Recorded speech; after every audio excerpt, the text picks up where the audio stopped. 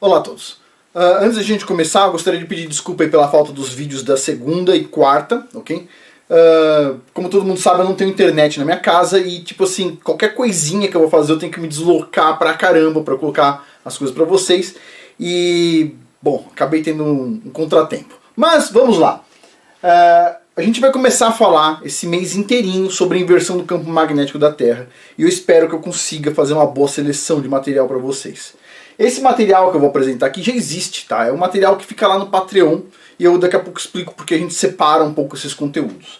Mas, recentemente, o Steven Ben-Nun, tá? Que é um judeu ortodoxo, ele tem um canal que se chama Israeli News e outras tantas pessoas estão falando sobre uma chuva de meteoros que pode impactar o mundo e tudo mais. Pois bem, e o Steven Ben-Nun, ele levou no canal dele um engenheiro, tá? Que foi militar durante muito tempo, etc, tal, que tem também muitos contatos. E esse engenheiro, ele falou o seguinte: o Steven Ben-Nun pergunta para ele, mas essa previsão que vocês têm é uma previsão certeira? E ele falou assim: não, isso não é uma previsão. Ele falou: isso é um fato, vai acontecer. E o cara falou com muita certeza, então todo mundo já começou a tremer na base, né?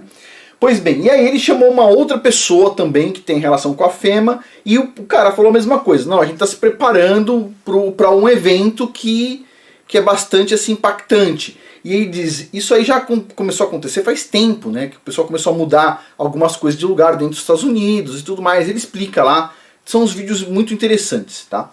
E tem um fundamento ali, tá? Só que o pessoal coloca isso no modelo heliocêntrico, e eles colocam isso como se fosse o planeta X ou o Nibiru, tá? E tem alguns problemas aí, tá? Tem alguns problemas. Agora, antes de eu chegar lá no final, né? Sim, ó, será que precisamos nos preparar para isso? Já vou dar a resposta aqui no início. A resposta é, sim, a gente deve se preparar. Vai ser este ano ou ano que vem? Minha resposta aqui, ó, no meu ponto de vista, não vai ser em 2020 ou 2021. Porém, a gente tem que se preparar. Não exatamente para isso, mas para tudo que está acontecendo agora. Tá? Muitas pessoas estão achando que está tudo normal. Eu ligo para parentes, pergunto, tá tudo normal? Tudo normal. E vocês já estão trabalhando? Não. A gente não tá, mas está tudo normal. Eu ligo para alguns amigos, pergunto, tá tudo normal? Tudo normal. As crianças estão na escola? Não.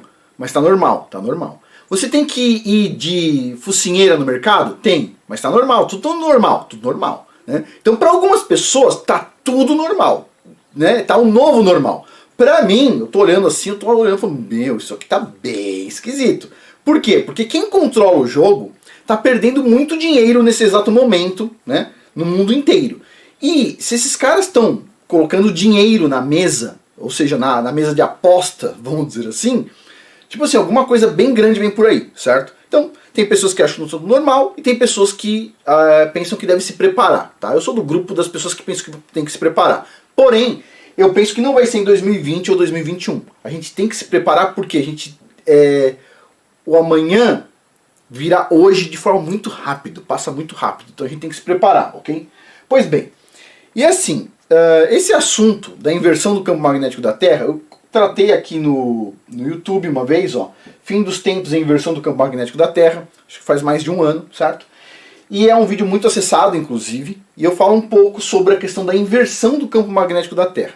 Desde então, desde que eu coloquei esse vídeo aqui, eu abri um Patreon faz bastante tempo, e lá no Patreon tem 80 vídeos falando sobre a inversão do campo magnético da Terra e mais 30 vídeos especulativos de outras áreas, ok? O Patreon é extremamente especulativo. Lá não tem nem nada certeiro, assim, ó, não é uma coisa assim, ó, a gente tem uma regra básica, assim, tudo vai funcionar do jeito que eu tô falando. Não é assim que funciona, tá? É especulativo, ok? Ponto. Então quem se interessar em entrar no Patreon, lembre-se, é especulativo. Não tem nada assim, ó, batido o martelo, ok? Mas tem 80 vídeos de mais ou menos uma hora lá. E parte desses vídeos eu vou trazer pra vocês aqui nesse mês de agosto, tá? E assim, vai ser interessante. Só que talvez algumas coisas eu tenha que recortar, porque YouTube, né? E assim, esse aqui é o vídeo que a gente vai assistir hoje, o vídeo P40, feito no dia 20 de outubro de 2019. E o nome do vídeo é esse aqui, ó, chuvas de meteoros como indicador da inversão do campo magnético da Terra. Tá? Isso aqui não é uma ideia nova, não é uma coisa assim, ó, vem da cabeça do Afonso. Não, isso aqui tem povos antigos que falam exatamente sobre isso. Ó, primeiro vem a chuva de meteoros, depois vem uma tempestade eletromagnética muito severa, muito forte, uma coisa elétrica que vem de cima, trovões e não sei o que, tá? Que na verdade não é trovão, exatamente trovão é o plasma descendo, certo? Ele vai se aterrar na Terra. Então, no modelo, lembre-se, da Terra plana. Tudo que eu falo lá no Patreon, modelo Terra plana, tá? Pois bem, então tem esse vídeo aqui, vocês vão assistir hoje ele inteirinho, esse vídeo não tem nada que eu preciso cortar, né? E algumas pessoas vão falar o seguinte, pô Afonso, mas por que você não pega todos esses vídeos e põe logo aqui no YouTube de uma vez? Porque precisa tomar esse cuidado todo, etc tal. E aí vem uma questão aqui, ó, é o peso de algo que eu não posso falar aqui, tá? Porque eu tenho liberdade para falar qualquer coisa aqui, ok? Dá uma olhada no que está escrito aqui, tá? Esta aqui é a nota do meu canal no YouTube. Quando eu entro no meu canal, eu tenho como ver a minha avaliação, ó, precisão da sua classificação. E quando eu vou ver aqui a nota que eles dão para minha classificação dos meus vídeos, é essa aqui, ó, 0%. Eu poderia estar aqui no vermelho mais extremo, no amarelinho nota 50%, e se eu sou um cara muito certeiro, falo tudo que o YouTube quer, eu fico aqui no verdinho, ó, 100%, ok? Eu estou no verdinho? Não. Onde eu estou é essa bolinha aqui, ó, no extremo vermelhinho, 0. Bom, eu tinha que tirar um 0 alguma vez na vida, não é verdade? Pois bem, então tá aqui, ó. O YouTube ele classificou dessa forma, isso porque aqui não tem vídeos do Patreon. Então vai vendo o meu limite, tá? Um dos vídeos que foram removidos aqui deste canal foi este vídeo aqui que me deixou muito chateado, ó, o vídeo 502, o nome do criador em paleo hebraico, onde eu tô falando que lá no nome do criador diz pra gente ver o prego. Que prego? Aonde? Na mão de quem? Quem tomou um prego na mão? Pois bem, e esse vídeo foi removido aqui do canal, certo? Eu não recebi nenhum e-mail do YouTube falando que ia remover, simplesmente o vídeo foi removido, tá? E assim, né? Você faz um trabalho assim de, né? Você gasta um tempo e de repente alguém chega lá e remove o vídeo, né? Então, por que o YouTube remove meus vídeos? Ou por que ele classifica meus vídeos de forma negativa? O YouTube fez uma análise manual, tá? E classificou aqui, ó, porque eu falo sobre, os meus vídeos têm foco em acidentes, pegadinhas ou desafios que oferecem riscos. Ok, essa é a classificação manual, feita por um ser humano, ok? Não é pela máquina, tá? Então, é isso, eu não posso fazer muita coisa. Então sim, parte dos vídeos continuam mantidos lá no Patreon. Mas, o que eu quero falar sobre esse assunto? Eu quero falar um pouquinho mais sobre o assunto, antes de a gente começar o vídeo. Sim, vai chegar alguns meteoros em algum momento. Quando? Eu não acho que vai ser a inversão do campo magnético, não vai ser em 2020 e não vai ser em 2021. Tem muita gente que acredita que vai ser em 2021, ok? Tem muita gente que acredita nisso. Eu penso que, provavelmente, muitas pessoas poderosas também acreditam que é em 2021. Por quê? Porque vai bater 20 anos depois de 2001, que foi uma marca específica. A gente já falou sobre isso lá no Patreon, talvez eu traga alguma coisa para vocês. Então 2001 teve a queda das torres gêmeas nos Estados Unidos, aquilo foi uma marca no tempo, e aí 20 anos depois é 2021. Então tem muitas pessoas que acreditam que vai ser em 2021. Muitas pessoas assim, legais, pessoas que têm bom conhecimento mesmo, tá?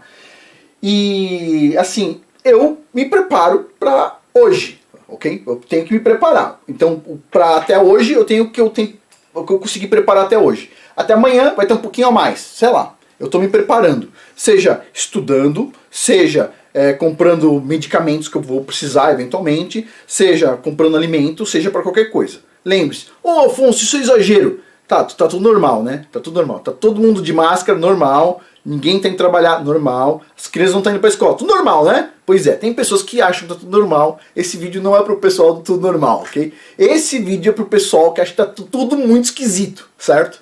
Pois bem, então assim, eu vou trazer com bastante cuidado durante esse mês. Eu vou selecionar o conteúdo assim que vai ser mais preciso, tá? Possível, dentro do que eu acredito, tá? É uma coisa que eu acredito, não é simplesmente uma coisa assim. Não estou falando que a ciência acredita, tá? Estou falando que eu acredito. E é isso, tá bom? Agora, para completar, outra questão que o pessoal me perguntou foi a questão dos cursos, porque eu deixei os cupons e os cupons já venceram, os cupons dos cursos, tá? Sempre que puder eu vou deixar os cupons de novo. Hoje eu estou atualizando os cupons, deixando todos os cupons abaixo. Esses cursos aqui, ó, todos receberam notas muito altas, Muito obrigado a todos aí que foram lá, avaliaram o curso e tudo mais.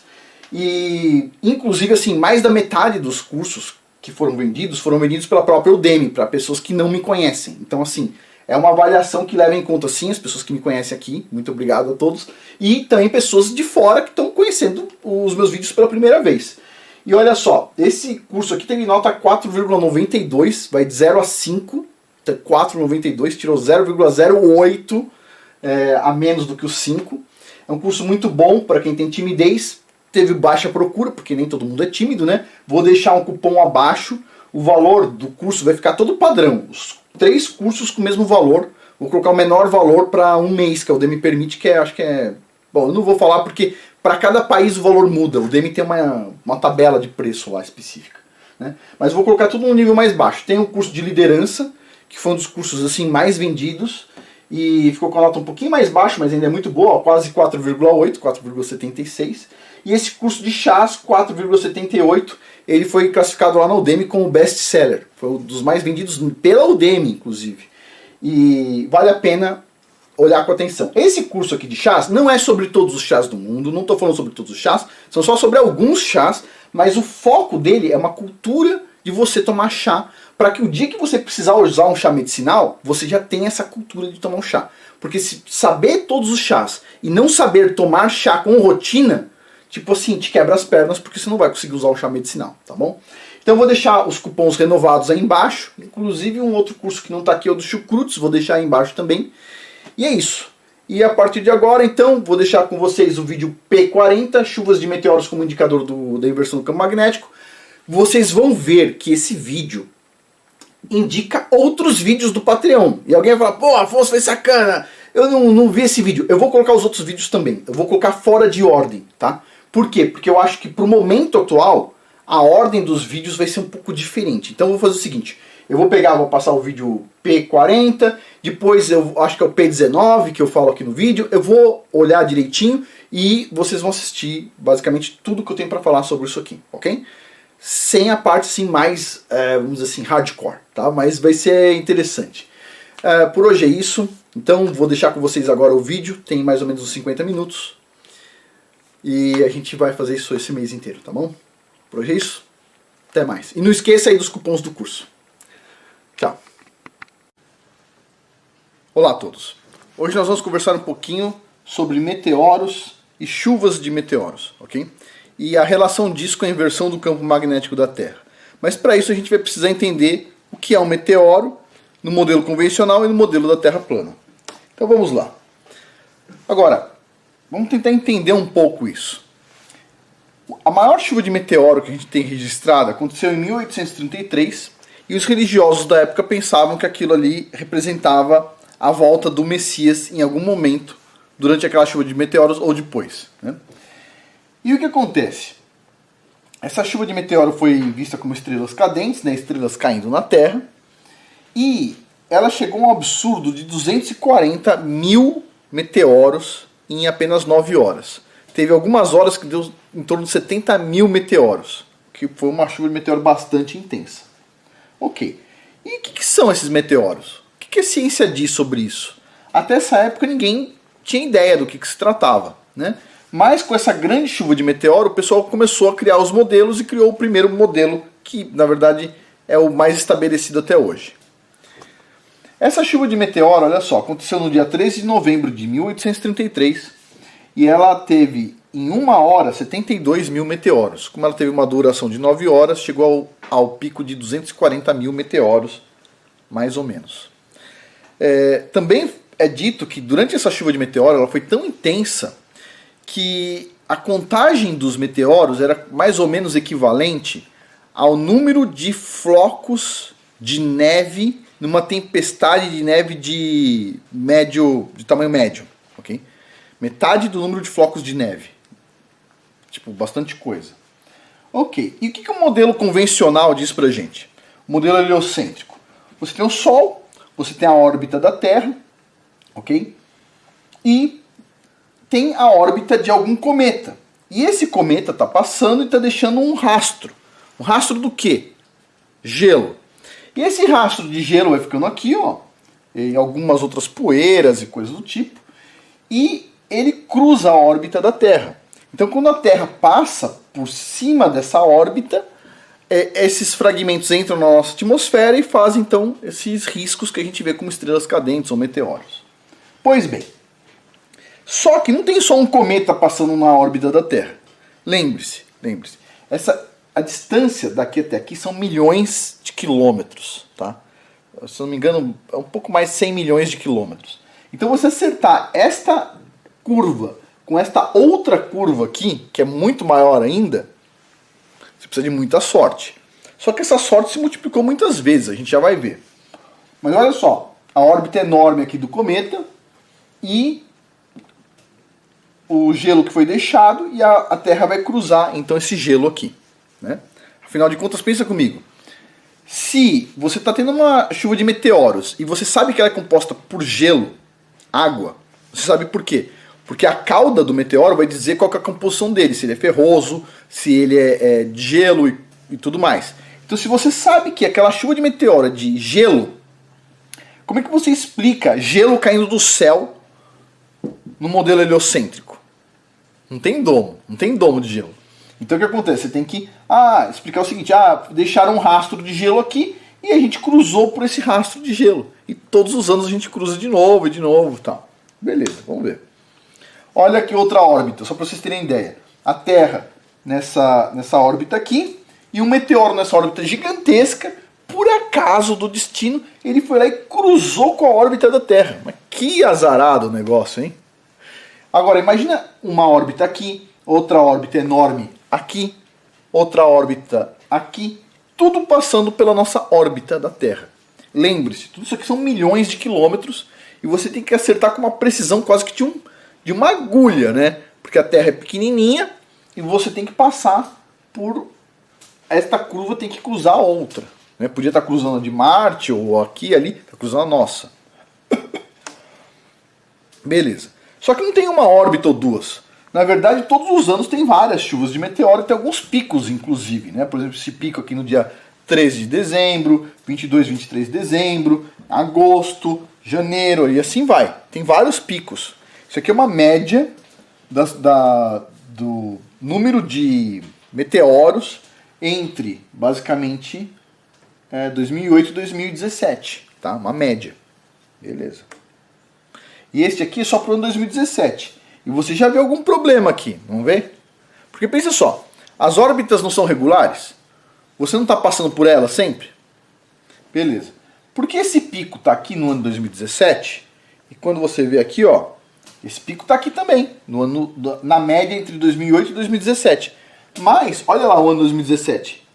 Tem esse pico aqui no ano 2017? Esse aqui em janeiro? Não tem. Por quê? Às vezes você tem o pico, às vezes não, você não tem o pico. Tá? Então assim, acontece todo ano na mesma data? Não. Acontece mais ou menos na mesma data, mas alguns anos acontece e outros anos não. Tá? Ok. Isso dá pra ver aqui também nessa contagem de meteoros, ó, pro ano de 93 e 94, num determinado período de tempo. Olha só, aqui tem um pico e aqui não tem. Tá? Então o pessoal fala assim, é periódico, tem uma órbita periódica e tudo mais. Mas alguns anos tem, outros não tem. E as datas nem sempre batem. Tá? Ok. Então aquele primeiro grupo de meteoros de 1833, que deixou todo mundo de boca aberta, ele foi usado para definir esse modelo padrão que a gente tem até hoje, do modelo heliocêntrico. Né? Ou seja, um cometa com uma órbita que cruza a Terra e deixa o seu rastro de gelo. Né? Só que em 1866 o pessoal falou, agora a gente já sabe. Então a gente vai calcular a órbita de um corpo, né, que vai passar pela Terra de novo, e a gente vai acertar com precisão. Eles foram lá, se juntaram e calcularam 33,17 anos, ou seja, em 1899 deveria ter um corpo passando de novo. E adivinha o que aconteceu em 1889? O desapontamento. Ó, o pessoal errou. Então o que acontece? 2 anos depois, ou 1 ano depois, ou de 1 a 2 anos, o corpo que eles esperavam apareceu. Mas tem uma questão aqui, você pode ficar mudando o tempo da órbita? Tipo assim, esse ano a Terra tem uma órbita de 365 dias e no ano que vem ela tem de 380 dias, e no outro ano ela tem de 258 dias. Não, não é assim que funciona, né? Então, esse erro aqui foi um grande desapontamento mesmo. Tá? É um indício de que o modelo estava errado. Mas não, a pessoa ignorou e empurrou para frente. Né? O tempo passa e a gente esquece nossos erros. Ok. Mas basicamente, o que eu quero alertar aqui. Isso aqui é uma tabela com as principais chuvas de meteoros que acontecem todos os anos. Tá? Ó, janeiro, abril, maio, julho, agosto, outubro, novembro, tem duas, dezembro, tem dia 3 de dezembro e depois dia 21 e 22 de dezembro. Beleza. Todas essas chuvas de meteoro representam posições onde a órbita da Terra cruzou com a órbita de um meteoro, de um cometa, certo? Com uma cauda cheia de gelo, basicamente, no modelo heliocêntrico. Ok, só que qual que é o problema? Nem todo ano aparece, certo? Deveria aparecer, se é uma coisa constante, deveria aparecer todo ano. A Terra está circulando, vai passar por aquela cauda ali. Ah, mas a cauda se arrastou um pouco mais, vai demorar um pouco. Pode acontecer, mas a gente já vai ver quais são os problemas disso. Além das principais chuvas de meteoros, a gente tem outras, né? Como, por exemplo, olha só, uma penca aqui. Essa lista é enorme e esta lista é enorme. Agora, o que vocês podem ver de problemas aqui? Se você tem uma órbita de um cometa que deixa uma cauda de gelo, modelo heliocêntrico, você tem que saber que cometa que deixou essa cauda de gelo, certo? E olha o que acontece. O corpo parente aqui, o corpo que originou essa cauda de gelo, que na verdade seriam os meteoros. Aqui não se sabe. Aqui se chuta um, mas tem uma interrogação. Por quê? Porque alguém falou que é, outro falou que não é, provavelmente. Então, não se sabe. Este aqui, ó, não se sabe, não se sabe, não se sabe. Este outro aqui, ó, o pessoal colocou um aqui e não tem interrogação. O que isso significa? Significa que a pessoa tem certeza? Não. Significa que ninguém questionou, tá? E este aqui, significa que alguém tem certeza? Não. Significa que ninguém questionou. Agora, olha, não tem nada aqui, ó. Não encontraram o corpo. Aqui tem uma interrogação, o pessoal tem dúvida. Aqui não encontraram, aqui não encontraram. Aqui, aqui, não encontraram também. Então é esquisito isso, né? Você vai para a próxima página, ó. Não encontraram, não encontraram, não encontraram, não encontraram o corpo. Agora, a gente vive num mundo onde o pessoal aponta lá o telescópio deles e eles conseguem medir, eles dizem, tá? Variações gravitacionais nos corpos que estão depois de Plutão, certo? Os corpos rochosos estão depois de Plutão. E os mesmos caras que dizem que conseguem ver lá depois de Plutão não conseguem encontrar os meteoros que passam por cima da nossa órbita. Interessante isso, né? Só uma observação aqui. Então vamos lá. Quais são os problemas desse modelo atual heliocêntrico aqui para os meteoros? O problema é esse aqui, ó. Você vê, tem uma órbita enorme aqui, ó, de um meteoro que cruza a órbita da Terra, linha com linha. Tá. Isso aqui tem milhões e milhões de quilômetros de distância e por acaso uma linha coincidiu com a outra. Podia ter passado aqui, podia ter passado acolá, mas não, passou em cima da órbita da Terra. Não, mas também tem esse outro meteoro aqui, ó, passando em cima da linha. E este outro aqui, e assim vai. Então, pera um pouquinho. Não parece que a Terra é o centro do universo? Porque todos os meteoros passam por ali. Né? Olha só esse aqui, ó. Esse aqui é muito conhecido. E olha só a rota dele. Ele vai passar por aqui, ó. A Terra está girando aqui embaixo, ó. E essa linha, por acaso, com muita precisão, ela vai passar por cima da órbita da Terra. Ah, órbita com órbita. Nossa. Olha este outro aqui, ó. Olha a quantidade de trajeto de chuva de meteoro. E tudo passa por onde? Pela linha onde está a Terra. Que coisa, hein? Ou a gente é azarado, ou esses meteoros aqui também são bem chatos, hein? Ou, será que a Terra seria o centro do universo? É óbvio, né? Todo mundo que acredita que a Terra é plana, acredita que a Terra é o corpo principal e tudo está girando em volta dela ou em cima dela. Pois bem, olha só, aqui dá para ver em 3D aqui as órbitas, ó. Tem órbitas gigantescas e todas elas passam por cima da órbita da Terra. E a gente vai lá passar por cima para pegar o gelo dessas caudas todas aí. Ok, é isso que o pessoal diz. Agora, eu acho razoável? Eu acho que não, tá? É muito azar, certo? Outro ponto. Se o pessoal diz que essas caudas de gelo vem desses meteoros. Então, por que eles não identificaram todos os meteoros? A gente tem tecnologia para esse tipo de coisa, mas o pessoal ainda não fez, certo? Esse é outro ponto.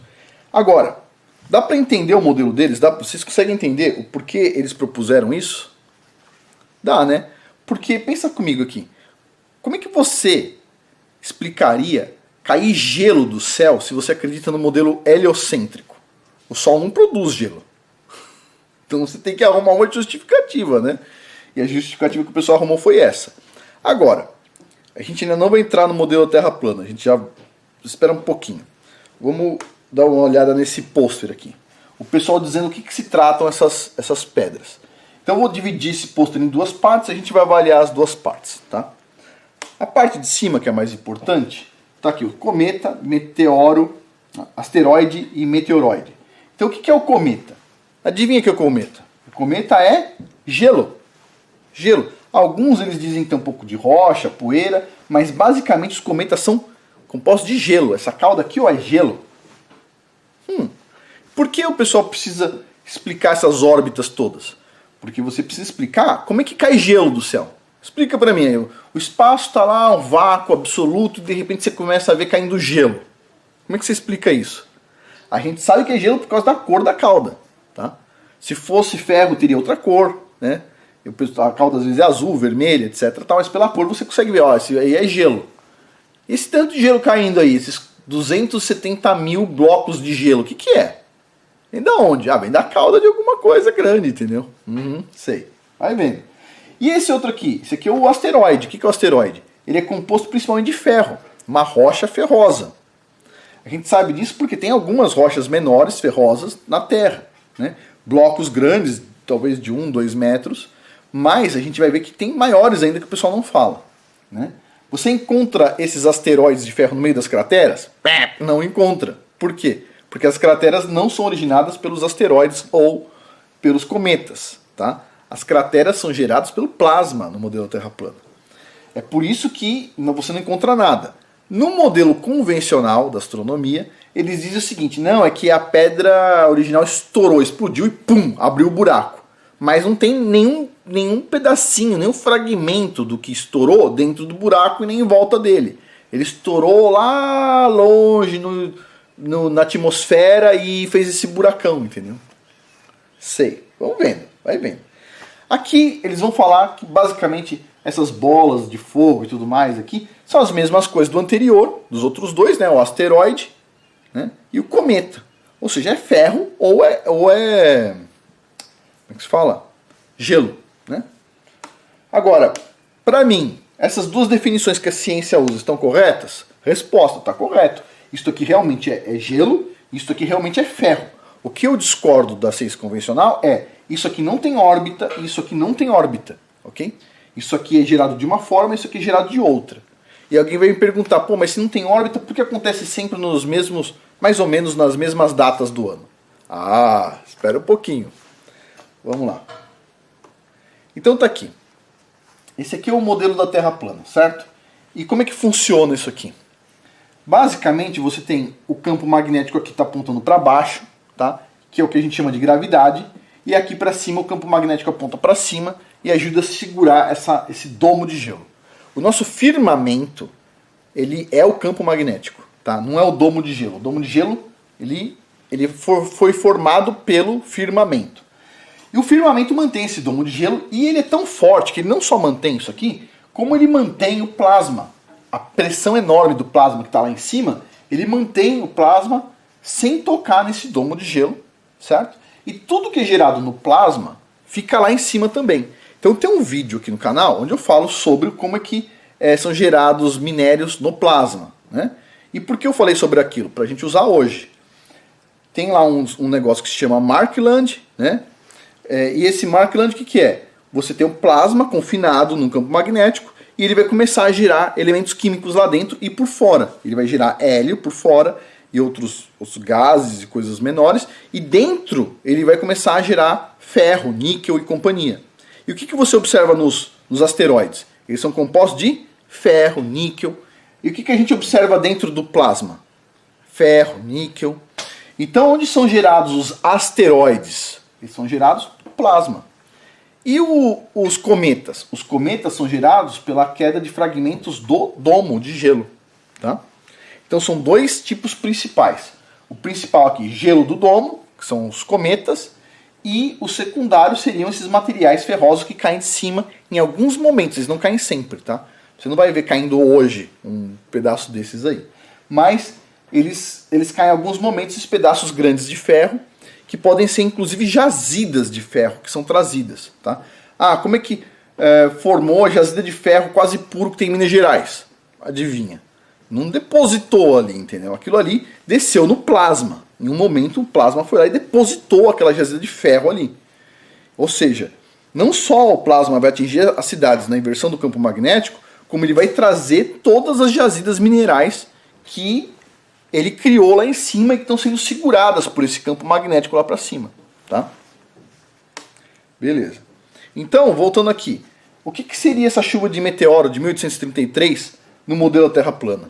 Seria um desprendimento grande de material do domo de gelo. Tá? Ele está caindo, ele vai entrar na atmosfera, queimando, e vai gerar aqueles 240 ou 270 mil meteoros que foram vistos. Tá? Beleza. Agora vem a pergunta. Mas Afonso, isso tem que ter uma órbita. Por quê? Porque todo ano você observa mais ou menos, hein, nas mesmas datas, essas chuvas de meteoros. Então, tem que ter uma órbita. E aí eu te faço a pergunta, precisa ter órbita para você ver uma coisa acontecendo todo ano? Por exemplo, inverno, verão, acontece todo ano, tem órbita. Só se fora do Sol, certo? E como é que funciona as estações do ano na Terra plana, que todo mundo já sabe? Muito simples. Vamos chamar aqui, vamos usar como definição para todo mundo entender, hemisfério norte e sul. Embora aqui não seja hemisfério porque não é uma esfera, certo? Mas vamos chamar assim, o que está acima do Equador de hemisfério norte e abaixo do hemisfério sul para tornar a compreensão simples. Tá? Então vamos lá. Então, tem ali do Equador, aqui tem o hemisfério norte e o hemisfério sul. No hemisfério norte, quando é verão, no hemisfério norte, o Sol está passando aqui, certo? Nesta linha vermelha aqui, mais perto do centro. Quando é verão no hemisfério sul, o Sol está passando nesta outra linha vermelha aqui. E o que acontece? O Sol todo ano ele vai fazer o trajeto entre essas duas linhas de uma forma espiral. Por quê? Porque em cima da Terra, certo? Tem o plasma. E o plasma está confinado num tubo magnético. Esse tubo faz o quê? Ele faz isso aqui, ó, todo ano. Ele tem como se fosse uma respiração. E essa respiração, ela faz essa oscilação em um ano. Então o plasma vai fazer uma espiral maior e menor, e com isso vai gerar um ponto focal aqui ou aqui, certo? Ele vai variar, na verdade, entre essas duas posições. Então ele vai começar a fazer isso aqui, e depois ele vai girando de forma espiral, e vai chegando perto desse outro círculo, certo? E depois ele vai voltar de novo. Ok. Onde é mais quente na Terra? Perto dessas linhas, porque o Sol está passando bem em cima dessa linha duas vezes. Pensa comigo, no Equador, o Sol está vindo de baixo, passou pelo Equador e vai subindo. Depois ele vai descer e vai passar pelo Equador.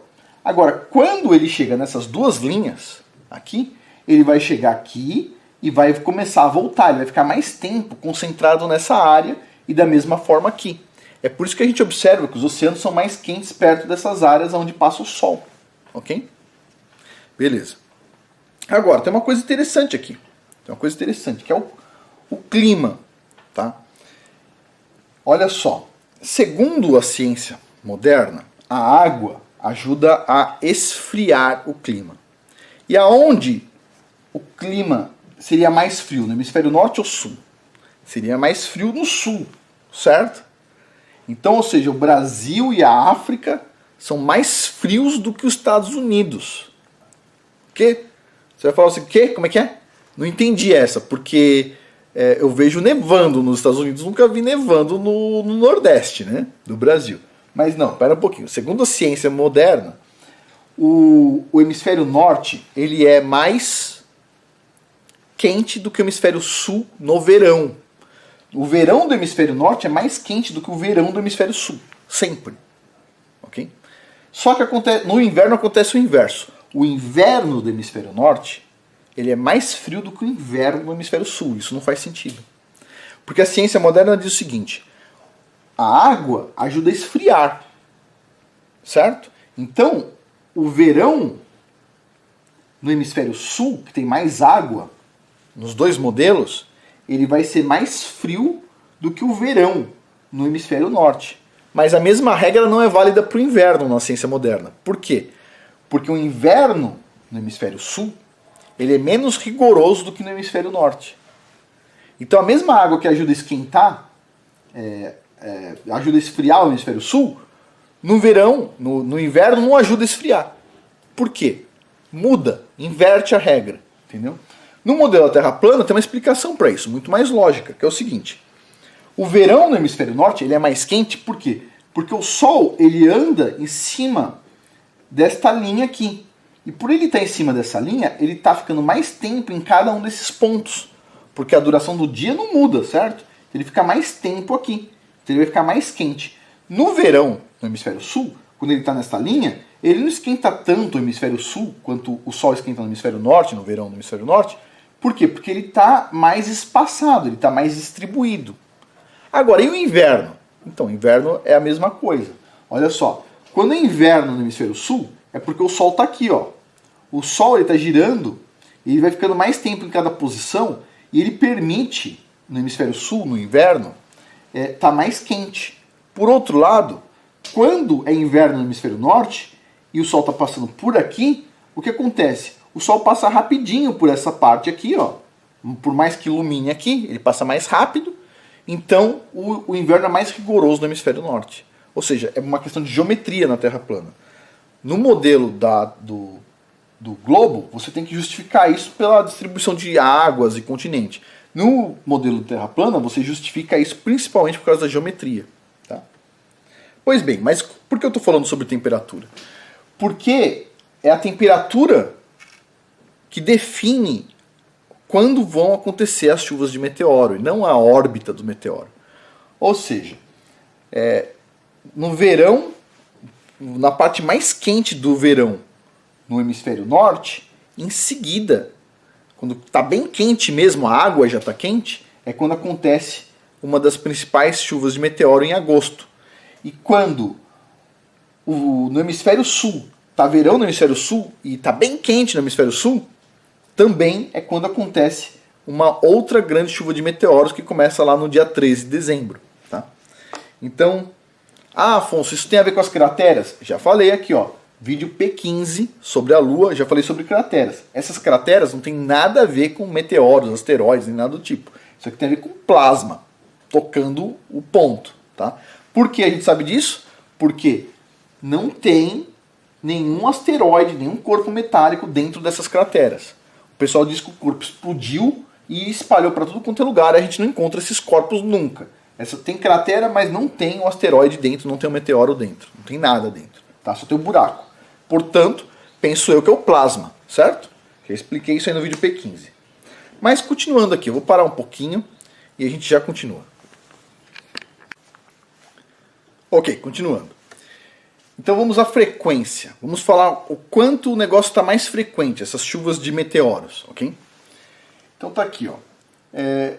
Bolas de fogo de meteoros, tá? Você vê aquela luz mais forte, estão aumentando exponencialmente, mas ninguém sabe por quê.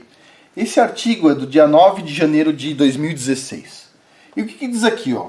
Entre 2013 e 2014, tá aqui, ó, esse aumento. Teve um aumento na frequência da ordem de 120%. Em seguida, no ano seguinte, ó, entre 2014 e 2015, esse aumento foi de 20%. E o que a gente está vendo é isso aqui, ó, subindo. A gente já vai ver para os outros anos. Vocês acham que estão subindo também? Está subindo. E olha só. No caso aqui, ó, número de bolas de fogo reportada nos Estados Unidos subiu em 2013 da ordem de 4.000 para agora quase 10.000. Né? Então está aumentando. E o que isso significa? Vamos tentar entender. Este aqui é o número de bolas de fogo observadas nos Estados Unidos, tá? Para os anos de 2014, essa parte aqui de baixo, e 2015. Diariamente, ó, 1º de janeiro, até dia 31 de dezembro, de forma acumulativa. Ou seja, o dia 2 soma-se o que observou no dia 2 com o que já tinha no dia 1, o dia 3, o que tinha no dia 2 mais dia 1, e assim vai. Beleza.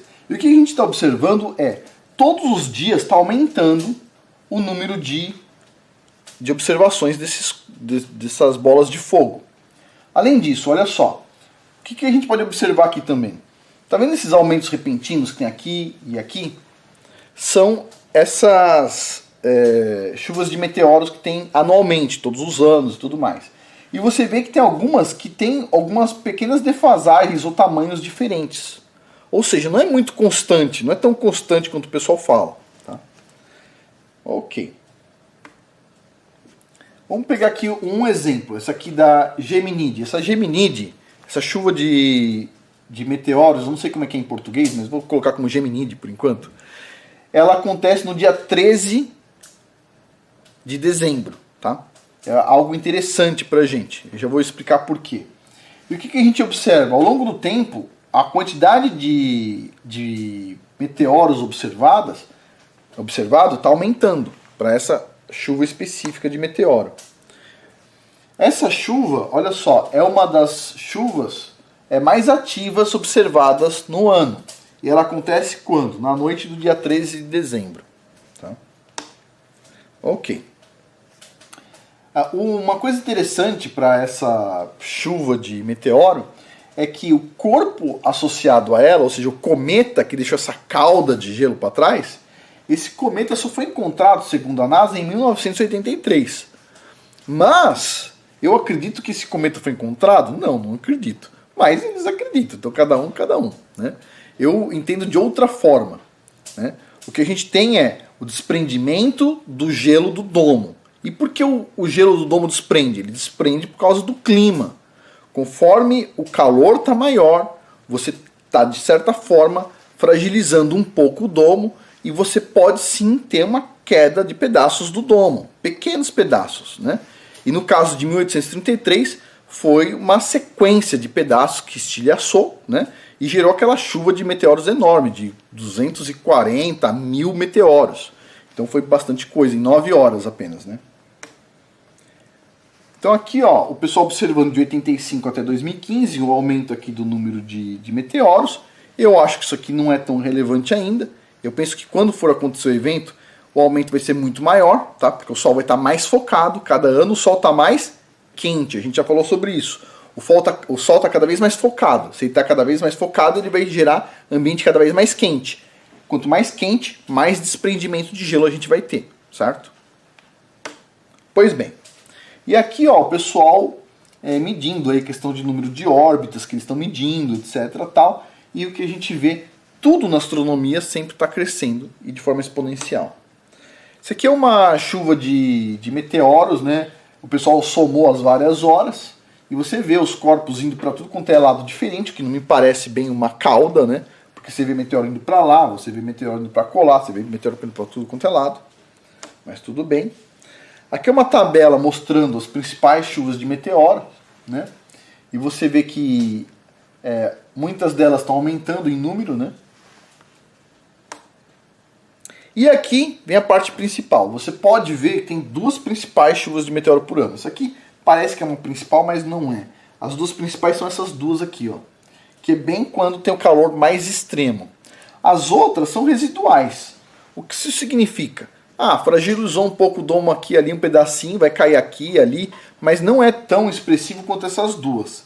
Esta aqui parece que é igual à terceira posição, mas não é. Às vezes, esta aqui que acontece no dia 13 de dezembro, ela é maior do que esta que acontece em agosto, tá? Então, esses dois picos aqui dependem. Isso aqui é para o ano entre 2008 e 2013 na média. Mas, a verdade é que esses dois picos aqui são bem grandes. Se você for observar também por questão de dias, se está crescendo o número por dia, você quer olhar com detalhe, dá para ver aqui, ó. Isso aqui é o ano o azulzinho, 2014, vermelho 2015 e 2016 o verde. Você vê que está aumentando, no dia 5 de janeiro está aumentando, no dia 6 de janeiro também aumentou, 7 de janeiro, tudo está aumentando. Quando aumenta um dia, vai aumentando em tudo, tá? Vai aumentando ao longo do ano também, tá? E aí tem também as pessoas que querem dar uma explicação um pouco mais razoável, né? Porque nem todo mundo tem a cara de pau de falar que todas as órbitas de todos os cometas cruzam a órbita da Terra e deixa gelo lá. Tem muitas pessoas que acreditam que existe um nono planeta que deixa uma quantidade grande de gelo, né? E esse nono planeta foi descoberto, vamos dizer assim, ó, descoberto pelo pessoal do California Institute of Technology, o Caltech, uma das instituições de maior prestígio aqui nos Estados Unidos. E o pessoal acredita o que é isso aqui? É um corpo massivo de gelo. O nono planeta, que algumas pessoas chamam de Nibiru, eles acham que é um corpo de gelo gigante que vai cair gelo na Terra. Hã? O que você acha disso? Veja bem, no modelo Terra plana, o domo é o gelo que cai.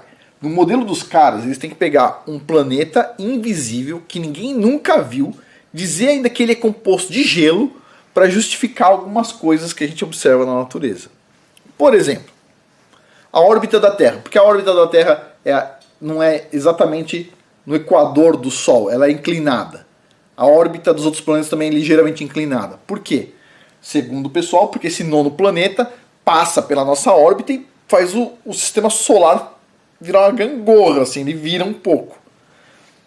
Eu acho que esse nono planeta existe? Não, eu já falei aqui para vocês. A gente vai observar algumas coisas no céu durante a inversão que alguém pode dizer que é um nono planeta ou qualquer coisa do tipo, mas não é, tá? É um fenômeno da inversão na Terra plana, que tem um domo. E o gelo que vai cair não é o gelo do nono planeta, é o gelo do domo, ok? Mas tudo bem, vamos continuar aqui. E esse site aqui, space.com, que é do pessoal da teoria do globo e do heliocentrismo e tudo mais, eles não encontraram o planeta ainda, mas já sabem a composição dele.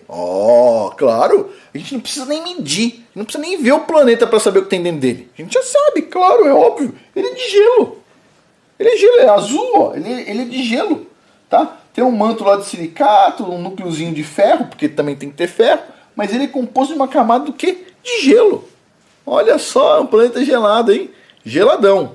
E é isso que vai fazer cair gelo na Terra, segundo esses caras.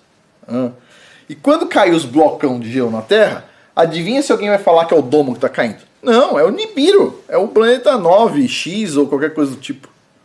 É impressionante. Agora, vamos lá. Revisando aqui. Tem dois tipos de corpos que caem na Terra plana. Um deles é o gelo do domo, tá? E isso tem a ver, a frequência deles e como ele acontece anualmente, o ciclo dele tem a ver com o Sol, tá? Ele acontece mais ou menos todos os anos por causa do Sol, certo? Que é o ponto focal, mas ele vai começar a ficar cada vez mais intenso porque o Sol está mais intenso. Ele vai enfraquecer mais o domo, o Sol. Então vai cair alguns pedaços sim e a gente cada vez vai observar mais. Esse é o ponto número 1. E o ponto secundário, os materiais ferrosos, aquele que você encontra os blocos. Não dá pra gente dizer o seguinte, eu tô vendo aquele bloco de ferro e ele não caiu do céu. Ele caiu sim, tá? O que acontece é, esses blocos de ferro, eles são trazidos pelo plasma. E não é só aqueles pequenininhos que o pessoal acha. Não. Jazida de ferro de Minas Gerais lá, com 100% de ferro. Aquilo ali não foi formado ali, não. Aquilo ali veio com plasma. Tem um vídeo aqui no Patreon que é o do...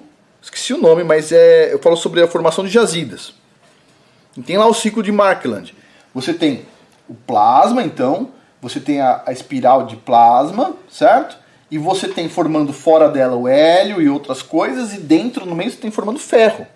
Esse ferro que está lá, ele está sendo segurado lá em cima pelo nosso campo magnético. Lembra do modelo do David Lapointe, tá, do campo magnético? Que aqui embaixo, o campo magnético aponta para baixo, que é a nossa gravidade, e para cima ele está segurando o domo, ele está segurando esse domo de gelo pesadíssimo, ele está segurando todo o plasma lá em cima, tá, que não pode descer, está ficando bem longe, e ele está segurando essas jazidas de ferro também, está segurando tudo lá em cima. Porque lembre-se, esse modelo é tão poderoso que assim, aqui dentro desse domo está todo o continente americano, está todo o continente, está toda a Austrália, está toda a África, está toda a Europa, tudo aqui dentro. É gigantesco isso aqui, é muito poderoso esse modelo aqui. Então o que acontece? Está segurando toda aquela jazida lá em cima. Conforme o campo vai enfraquecendo, a gente vai poder sim observar algumas rochas caindo lá de cima, né, de ferro principalmente, mas o que vai cair mesmo vai ser quando zerar o campo magnético. Vai descer esse monte de sujeira que está lá em cima, vamos dizer assim, sujeira, jazidas minerais. Pois bem, e como é que a gente sabe se o campo magnético está enfraquecendo ou não? Boa pergunta. Uma das formas é medindo o campo magnético, mas a gente não vai ter certeza. Por quê? Porque a gente está medindo a parte do campo magnético que está apontada para baixo. A gente quer saber lá em cima, onde a gente não consegue medir. Então uma das formas de medir isso é medindo a radiação na estratosfera. Olha, quanto mais radiação chegar, significa que mais fraco está o nosso campo e a radiação consegue chegar na estratosfera e depois consegue chegar aqui embaixo.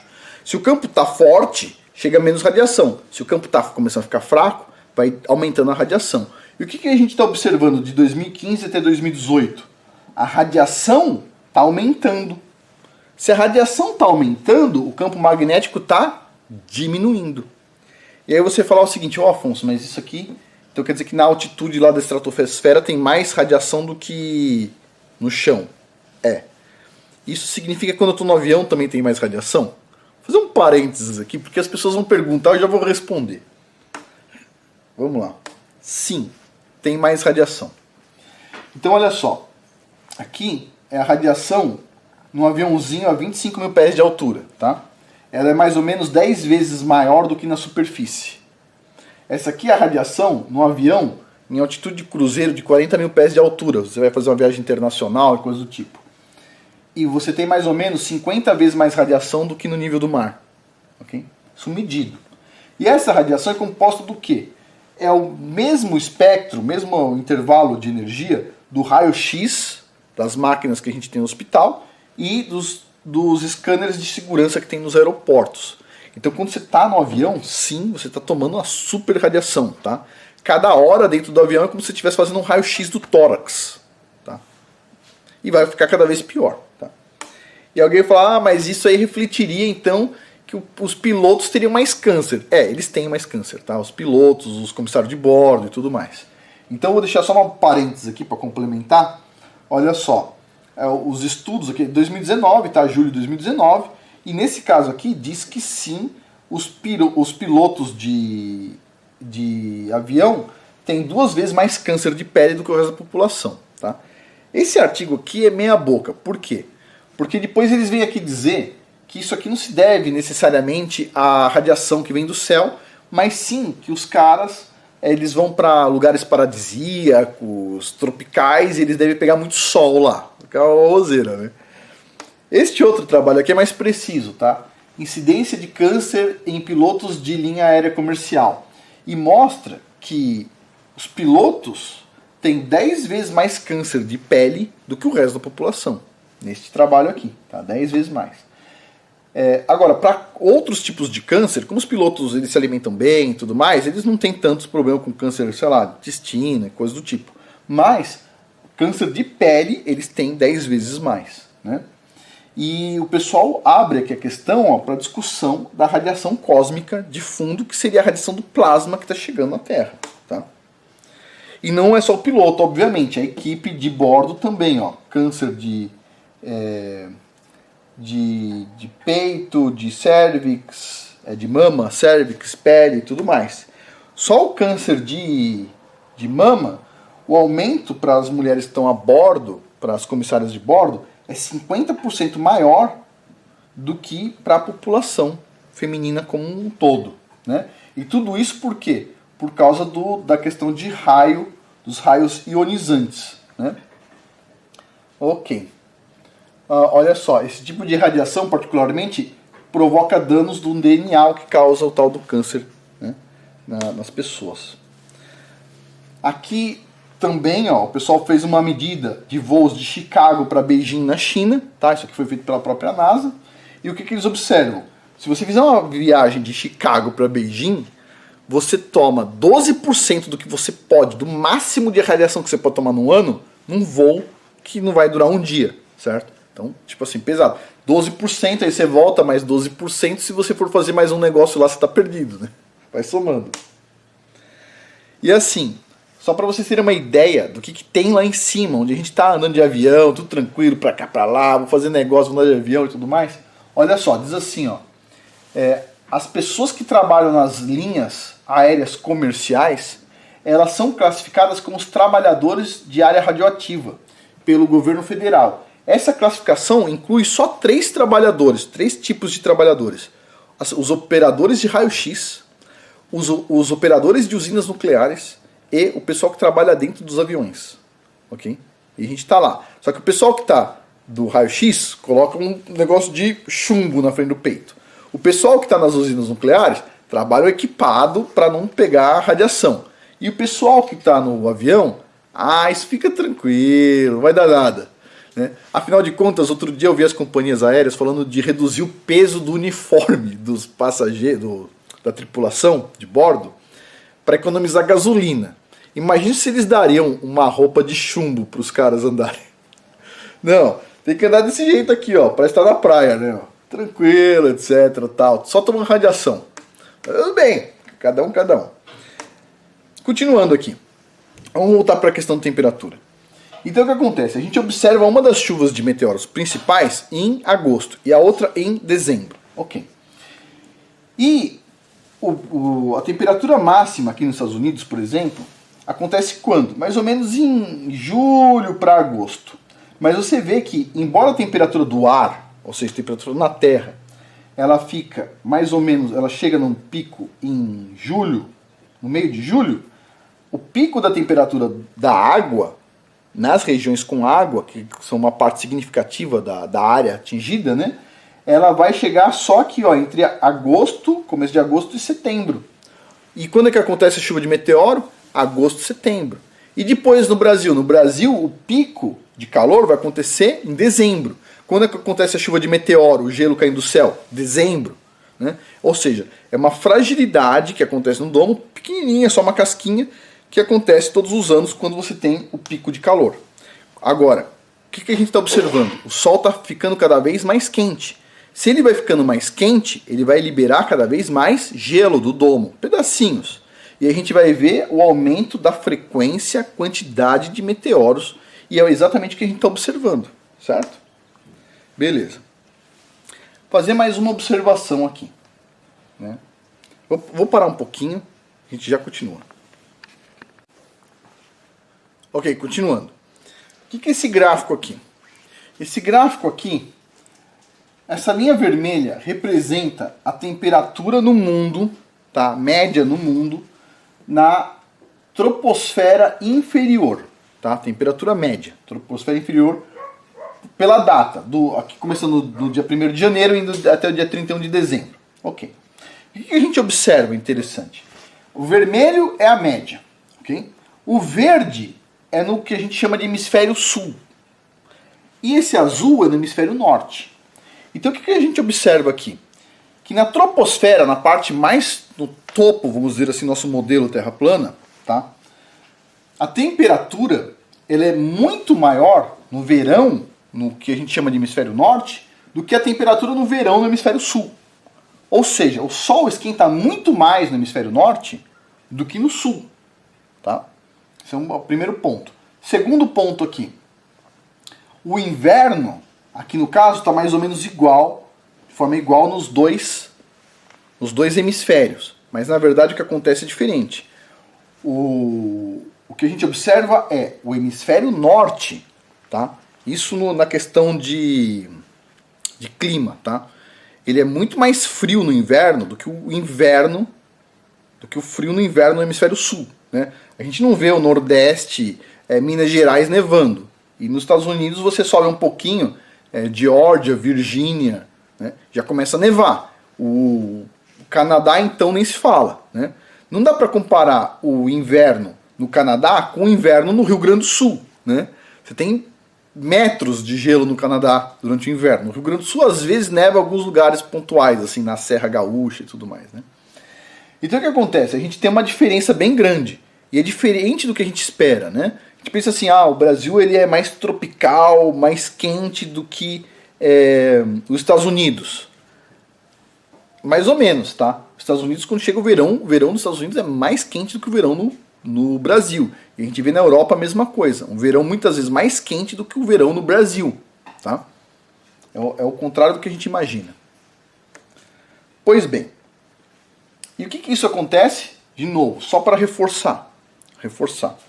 Isso aqui se dá por causa do nosso modelo da Terra plana.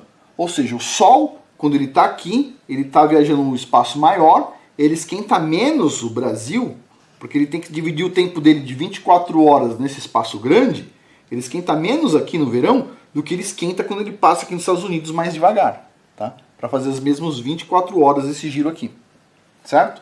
Então o que acontece? O verão é mais quente realmente aqui nesse círculo menor do que no maior. E o inverno? Bom, o inverno, quando o Sol está aqui, é verão nessa parte sul, tá? O inverno no hemisfério norte é mais rigoroso. Por quê? Porque o Sol anda mais rápido aqui, embora ele esteja esquentando menos aqui, ele está esquentando menos aqui também, né?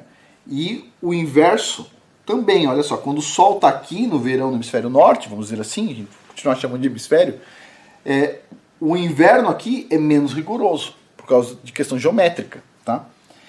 E essa rota é o que define basicamente esses ciclos aqui. E esses dois picos principais são os picos de calor, tá? Também tem um pico aqui em janeiro, ó, são os picos de calor, aqui no caso, no que a gente chama de hemisfério norte, e aqui no caso, no que a gente chama de hemisfério sul, tá bom? Agora, vamos lá, resumindo isso tudo. Resumindo. Uma chuva de meteoro, ela pode ter relação com a inversão do campo magnético da Terra? Resposta, sim. Por quê?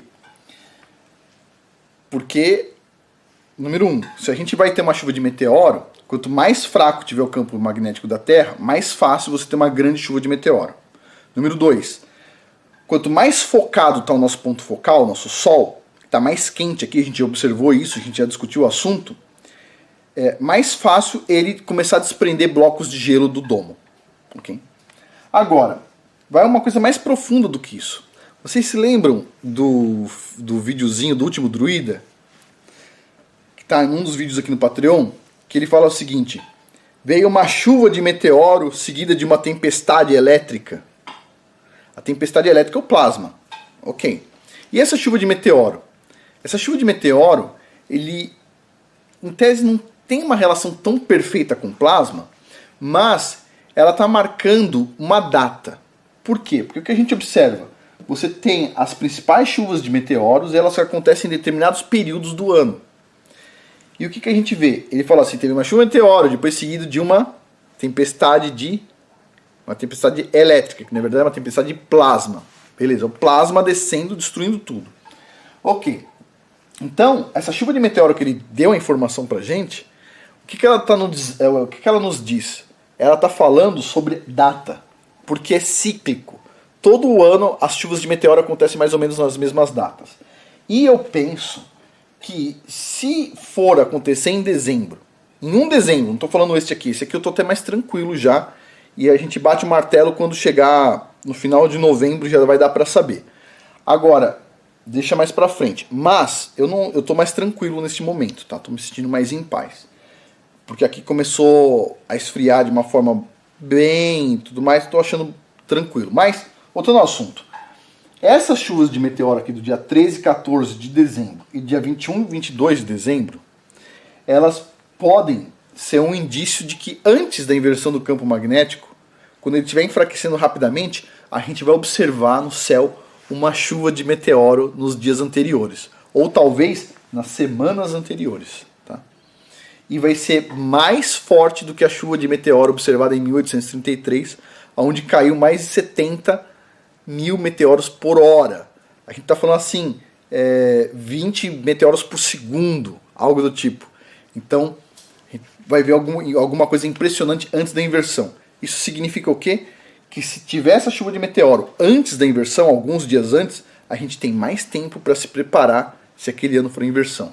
Então, tipo assim, você olha para o céu e você está vendo assim caindo 70 mil meteoros por hora, 100 mil meteoros por hora, 300 mil meteoros por hora, tá parecendo que tá dia de noite? Talvez seja o momento de pensar em sair de casa e ir para um lugar seguro, tá bom? A gente vai estudar mais sobre esse assunto aqui. Eu espero que tenha ficado claro a questão dos meteoros, né? Os meteoros, então, eles são basicamente corpos de gelo. O modelo heliocêntrico não consegue explicar o porquê o gelo cai do céu, montou uma teoria. No nosso caso aqui, o gelo vem do próprio domo, ok? E tem os asteroides, que de vez em quando caem, sim, é verdade. em geral durante a inversão do campo magnético ou quando tem alguma fraqueza do campo magnético em algum lugar. E aí vem a pergunta: qual dos países do mundo que tem a maior quantidade de jazidas minerais? É o Brasil. Aonde o campo magnético da Terra está mais fraco hoje? Anomalia do Atlântico Sul, que está onde? No Brasil. Então assim, a gente tem que tomar um pouco de cuidado, mas é só uma questão, né? O que a gente tem que fazer? Rezar, e os anjos do Criador vão proteger cada um de nós, certo? Mas, ao mesmo tempo, a gente tem que pensar em como trabalhar com todos esses assuntos aqui. Não custa nada fazer um raciocínio e pensar. Mais pra frente a gente vai falar sobre outras coisas, questão de energia e tudo mais. Mas por hoje é isso, tá? Espero que todo mundo tenha entendido a questão dos meteoros, né? O que tem a ver o ciclo do meteoro, o ciclo anual? Tem a ver com o Sol, não tem a ver com órbitas, ok? Bom, por hoje é isso. Muito obrigado. Até mais.